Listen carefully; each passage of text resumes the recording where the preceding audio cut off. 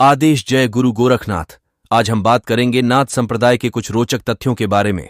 नाथ संप्रदाय भारत का एक हिंदू धार्मिक पंथ है। मध्य युग में उत्पन्न इस संप्रदाय में बौद्ध, शैव तथा योग की परंपराओं का समन्वय दिखाई देता है।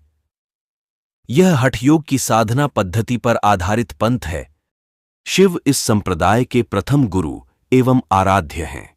इसके अलावा इस संप्रदाय में अनेक गुरु हुए, जिनमें गुरु मच्छिंद्रनाथ, मत्स्येंद्रनाथ तथा गुरु गोरखनाथ सर्वाधिक प्रसिद्ध हैं। नाथ संप्रदाय समस्त देश में बिखरा हुआ था। गुरु गोरखनाथ ने इस संप्रदाय के बिखराव और इस संप्रदाय की योग विद्याओं का एकत्रीकरण किया, अतः इसके संस्थापक गोरखनाथ माने जाते हैं। नाथ संप्रदाय में योगी और जोगी एक ही सिक्के के दो पहलू हैं, एक जो सन्यासी जीवन और दूसरा गृहस्थ जीवन है। सन्यासी, योगी, जोगी नाथ दसनामी, गिरि गोस्वामी बिहार, उपाध्याय पश्चिम उत्तर प्रदेश में नामों से जाना जाता है। इनके कुछ गुरुओं के शिष्य मुसलमान, जैन, सिख और बौद्ध धर्म के भी थे। नाथ संप्रदाय में योगिनियों का भी समावेश था। नेपाल में स्थित एक महर्षि मत्स्येंद्रनाथ मंदिर, जहां हिंदू और बौद्ध दोनों ही पूजा आराधना करते हैं। नाथ साधु संत परिव्राजक होते हैं। वे भगवा रंग के बिना सिले वस्त्र धारण करते हैं।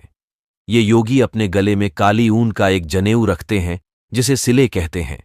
गले में एक सींग की नादी रखते हैं। इन दोनों को सींगी शैली कहते हैं। उनके एक हाथ में चिमटा, दूसरे हाथ में कमंडल, दोनों कानों में कुंडल, कमर में कमरबंद होता है। ये जटाधारी होते हैं।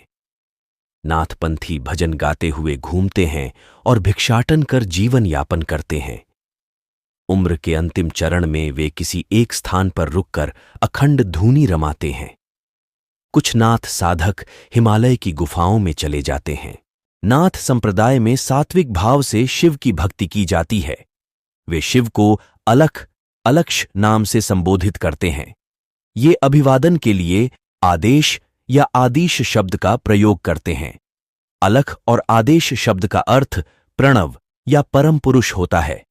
नाथ साधु संत हठयोग पर विशेष बल देते हैं। नाथ संप्रदाय में किसी भी प्रकार का भेदभाव आदिकाल से नहीं रहा है। इस संप्रदाय को किसी भी जाति, वर्ण व किसी भी उम्र में अपनाया जा सकता है।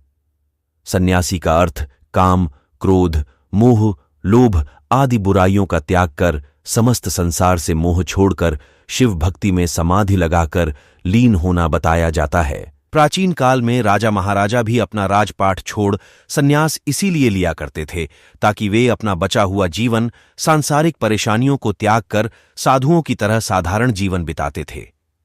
नाथ संप्रदाय को अपनाने के बाद 7 से 12 साल की कठोर तपस्या के बाद ही सन्यासी को दीक्षा दी जाती थी।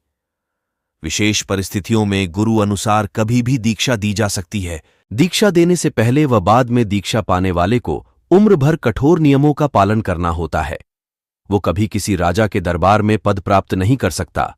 वो कभी किसी राज्य दरबार में या राजघराने में भोजन नहीं कर सकता, परंतु राज्य दरबार व राजा से भिक्षा जरूर प्राप्त कर सकता है। उसे बिना सिले भगवा वस्त्र धारण करने होते हैं। हर सांस के साथ मन में आदेश शब्द का जाप करना होता है। किसी अन्य नाथ का अभिवादन भी आदेश शब्द से ही करना होता है। सन्यासी योग व जड़ी बूटी से किसी का रोग ठीक कर सकता है, पर एवज में वो रोगी या उसके परिवार से भिक्षा में सिर्फ अनाज या भगवा वस्त्र ही ले सकता है। वह रोग को ठीक करने के लिए किसी भी प्रकार के आभूषण, मुद्रा आदि न ले सकता है और न इनका संचय कर सकता। महाराष्ट्र में जो नवनाथ भक्तिसार ग्रंथ प्राप्त हुआ है, जो गुरु मच्छेंद्रनाथ द्वारा लिखित है, उस आधार पर ऐसा कहा जाता है कि नाथ संप्रदाय गुरु गोरक्षनाथ द्वारा निर्मित है।